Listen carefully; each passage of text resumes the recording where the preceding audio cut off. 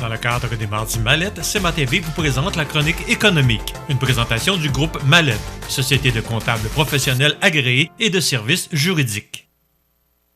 Si vous avez des belles ventes et pas une scène dans le compte de banque, c'est probablement que vous payez du long terme avec du court terme. L'agilité financière, c'est important en période de crise. Parlez-en à votre CPA.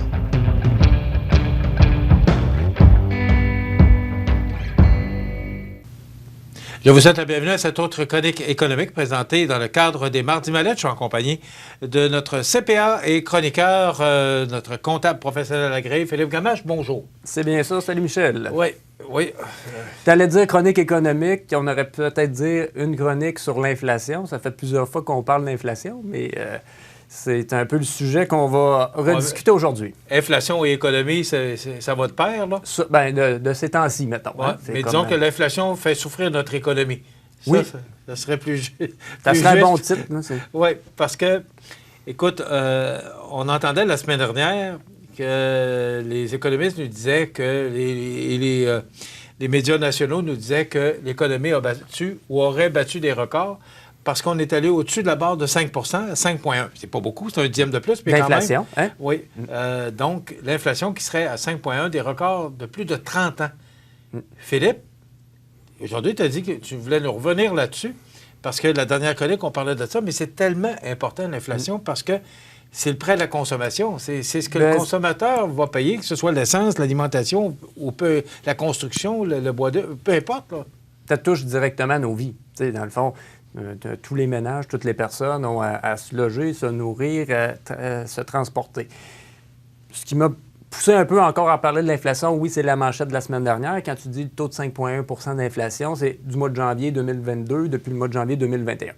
Et après ça, je lisais un autre article qui disait qu'une grande banque canadienne, pour ne pas la nommer, la CIBC, a fait un sondage. Et puis, oui, on est dans une ère COVID, puis on a hâte de finir, mais la préoccupation première des gens, là, actuellement, des ménages, ils sont plus préoccupés par l'inflation, donc l'augmentation importante des prix, que par la COVID. Parce que, tu sais, la COVID, une fois qu'on est vacciné et tout ça, puis là, les mesures sont délestées. Mais pour vous dire comment c'est un... Je ne veux pas dire un problème, mais une préoccupation grandissante. C'est 2 tiers, 1 tiers. C'est quand même important. Fait que, on entend beaucoup parler dans les médias de COVID et encore de COVID. On entend un peu parler d'inflation, mais l'inflation va avoir quand même des impacts importants. Et puis là, on ne commence pas à dire que c'est à cause de la COVID de l'inflation, mais indirectement, c'est un peu ça. Quand la COVID est arrivée, il y a eu injection de plusieurs milliards de dollars dans l'économie, mais c'était un peu la bougie d'allumage. Quand on imprime de l'argent, en bon français, il faut s'attendre à l'inflation. Mais là, est-ce que c'est particulièrement parce que là, l'essence qui est quand même tout près d'1,67 $, cette chronique-là est enregistrée jeudi, là. J'espère que ça n'avait pas trop augmenté. C'est ça. Mais est-ce que c'est particulièrement le prix de l'essence qui fait augmenter l'inflation ou si c'est l'ensemble de... Non, bien, tu sais, c'est une très bonne question. L'inflation, on parlait de 5,1 %. Si on exclut le prix du pétrole, là, uniquement l'essence, c'est 4,3 %. Donc, on est quand même à un taux important, tu sais. Ça fait que si on enlève la composante pétrole, c'est sûr que tous les gens ont une voiture, tous les gens se déplacent, bien, dans le 5,1 %, si ça considère le pétrole, bien, pour les transports, là, tout type de transport confondu qui inclut la hausse du prix de l'essence, bien, c'est 8,3 %. Fait que pour se déplacer, bien, ça a augmenté plus que la moyenne des autres prix, des autres biens. C'est le pétrole. Le pétrole a augmenté de 32 % dans un an. Ouais. Et puis, bon, encore là, on revient dans les grands principes de l'économie. Bien, le pétrole risque de continuer d'augmenter. Des tensions, l'Ukraine, la Russie. Bon, des fois, on dit c'est loin puis ça ne m'intéresse pas, mais ça finit par avoir un impact. C'est quand même un pays qui est exportateur de pétrole. Ça. Mais là, toujours en date de jeudi dernier, la tension baissait entre l'Ukraine et la Russie. Et là, le prix du baril a diminué. Mais c'est pas ça. Là, on parle beaucoup du prix de l'essence, mais ce n'est pas que ça. Tu sais, dans le taux d'inflation qui est quand même le plus élevé en 30 ans, il y a ça, mais si on prend, là, je regarde mes notes parce que c'est des pourcentages, là, tu sais, au niveau des aliments, c'est en moyenne 6,5 %. Bon, on ne fera pas tout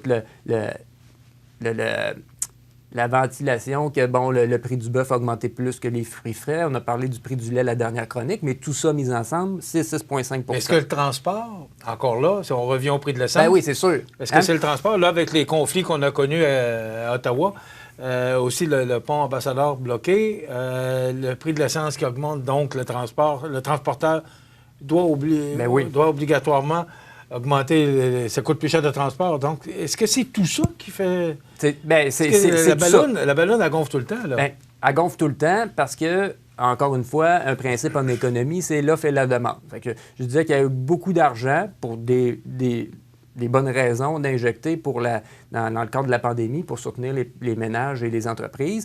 Cet argent-là a été comme un peu épargné là, ou mis de côté durant les premiers mois de la pandémie. Puis là, quand les ménages et les entreprises se mettent à investir et à dépenser, à utiliser cet argent-là, c'est ça qui contribue à faire augmenter beaucoup la demande pour tout type de produits, là, que ce soit, on a parlé déjà de la rénovation, des biens discrétionnaires, si on peut dire, là, tout ce qui est loisirs, et les autres biens, les biens de base, comme on parlait tantôt. Fait que ça a contribué à augmenter la balloune, parce que, dans le fond, si tu as de l'argent, bien, quand tu viens pour le dépenser, si tout le monde a le même réflexe, c'est un peu ça, de faire des rénaux, de changer de voiture, on pourrait parler des voitures usagées aussi, là, le coût des voitures usagées a augmenté, là, la valeur a augmenté, bien, tout ça fait que ça contribue à l'inflation, parce que il n'y a pas assez d'offres par rapport à la demande, puis on a déjà parlé du problème de chaîne d'approvisionnement, mais ça contribue en plus. En plus d'avoir une bonne demande, là,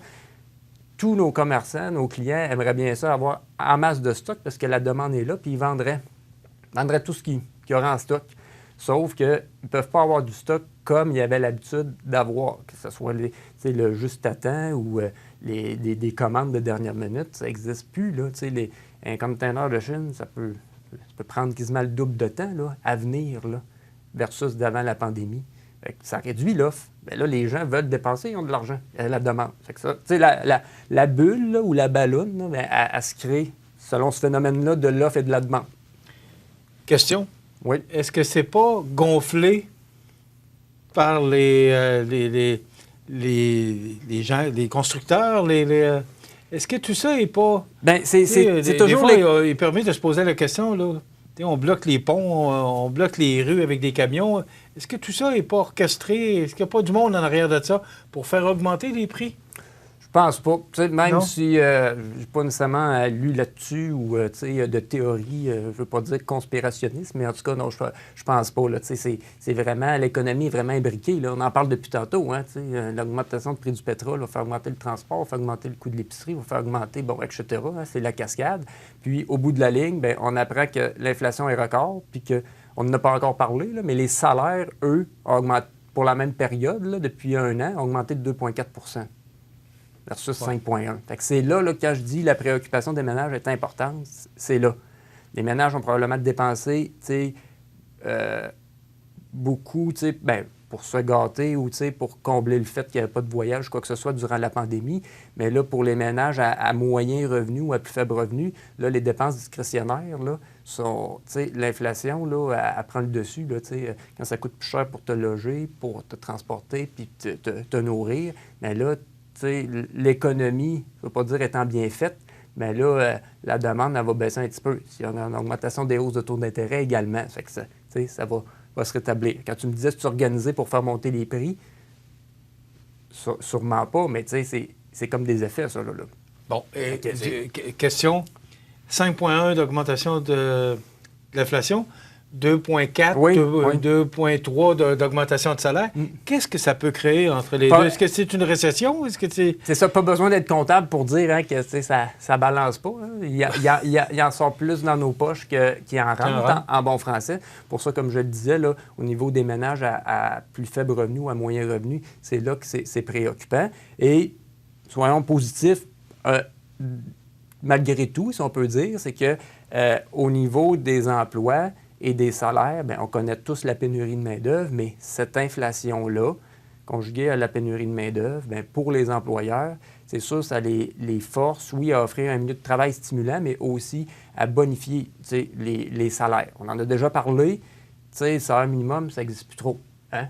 Puis dans les entreprises où ce qui offrait un salaire, je sais pas moi, de 22 pièces de l'heure, bien, ça monte-tu, ça peut monter de 2, 3, 4 pièces. Les entreprises se comparent aussi. Tu sais, une entreprise qui offrait des primes, exemple de nuit, bien, si ses compétiteurs, pour aller chercher de la main-d'œuvre, augmentent la prime de nuit, automatiquement, il faut que tu l'augmentes, tu vas avoir ton monde. Fait que ça, c'est positif pour nos employés. Et on l'a constaté, même si c'est des organisations là, qui sont plus syndiquées, bien, au cours de la dernière année, là, en tout cas au moins durant la période de la pandémie, il y a eu plus de grèves pour les employés qui étaient syndiqués. T'sais. Alors, il y en avait 70 grèves par an en 2019, puis il y en a eu 170 en 2020. Ah, oui, okay. Fait que, tu sais, dans cette optique-là, puis on a toujours dans l'imaginaire la grève chez Exceldor, Olimel et d'autres secteurs. Mais là, les employés ont fait des gains importants. Où ce que là, ils invoquaient l'inflation pour dire il faut que ça augmente, il faut que nos salaires augmentent, notre pouvoir d'achat. C'est ça, c'est le pouvoir d'achat qui diminue. Fait que ça peut être bon pour les entreprises. Bien, les employés, moins bon pour les entreprises, mais les entreprises sont prêtes à payer. Parce que sinon, on n'a pas de main-d'œuvre. Fait que, tu sais, comme on dit, on nivelle pas par le bas au niveau des salaires, les entreprises s'arrachent les employés. Fait qu'indirectement, ça l'augmente. Ça l'augmente le salaire. Et ça augmente si l'entrepreneur paye des plus gros salaires. Oui. Bien là, ça va augmenter ses produits. Bien, c'est ça. Puis sans parler, tu faisais référence à la construction tantôt, bien, on revient toujours à l'économie. La demande pour la rénovation de la construction est exceptionnelle depuis plusieurs mois. Et évidemment, les employés de ces secteurs-là ont des salaires, si on veut augmenter leur salaire de façon pas mal plus importante que les autres secteurs. C'est normal. On a un secteur en demande. Les gens veulent avoir la rénovation, bien, ils sont prêts à payer. Bien, ils sont prêts à payer, les entrepreneurs refusent même des contrats ou décalent à 2022, 2023. Bien, on est en 2022, décalent à 2023. Bien, ils vont être prêts à donner plus cher aussi à leurs employés pour les garder. Ils savent qu'ils ont des contrats d'avance, comme ils n'ont jamais eu. Fait que les employés de certains secteurs sont avantagés. Fait que, il faut quand même... Puis l'emploi se déplace aussi. On a remarqué là, que dans les secteurs les plus touchés par la pandémie, mais évidemment, il y a plus de postes vacants parce que les gens se déplacent. T'sais. Les gens, peut-être, qui disent hey, là, mon pouvoir d'achat diminue, j'ai un faible salaire. Il y a des salaires importants. On est dans une région manufacturière. Bien, plusieurs entreprises manufacturières offrent des conditions, des packages de salaires intéressants versus peut-être le secteur du service, du détail, de la restauration. Bien, ce qu'on ne voyait pas avant, les entreprises sont prêtes à former. On va te donner déjà un meilleur salaire que ce que tu peux gagner, puis on va te former parce qu'on va avoir du monde. Fait que ça, pour des gens qui disent « mon pouvoir d'achat diminue », bien, ils peuvent contrer ça en disant « il y a des opportunités partout ». C'est sûr que ça demande de la formation ou un certain effort, mais ça, c'est la logique aussi de l'économie. La relation risque-rendement. Plus tu as d'efforts ou tu prends de risques, bien, plus tu risques d'améliorer ton sort. Hein? Quel conseil? C'est général, là, mais c'est... Quel conseil tu donnerais aux gens qui nous regardent actuellement? Là, parce que, bon, il y a moins d'argent qui rentre, il y en a plus qui sort parce que l'essence, l'alimentation, et là, ça n'a pas fini parce qu'avec tout, on va avoir des effets de toutes ces manifestations-là de camionneurs. Bien, tu sais, tout le monde là, agit de façon logique. Des fois, ça prend plus de temps, mais il y a des secteurs qui vont bien s'en tirer. Les gens déplacent vers des magasins à rabais, se déplacent une consommation peut-être de viande, de produits un peu plus onéreux vers d'autres secteurs. Fait qu'il y a des secteurs qui peuvent en perdre, puis d'autres qui peuvent en gagner. Et puis pour les gens, bien, tu sais, c'est...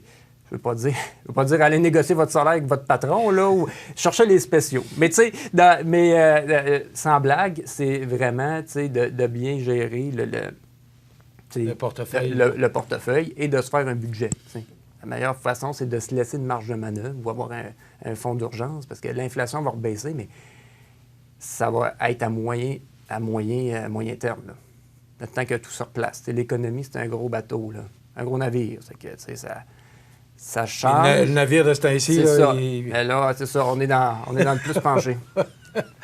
mais c'est ça, soyons positifs au niveau des salaires, des conditions. C'est sûr que les entreprises s'adaptent. Ils n'ont pas une capacité limitée non plus, mais tu sais, ça suit quand même le marché.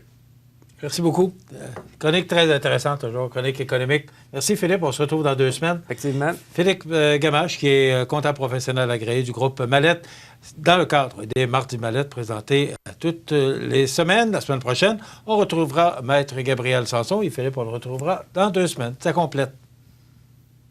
Dans Dans le cadre des Mardis Mallette, CMA TV vous présente la chronique économique, une présentation du groupe Mallette, société de comptables professionnels agréés et de services juridiques.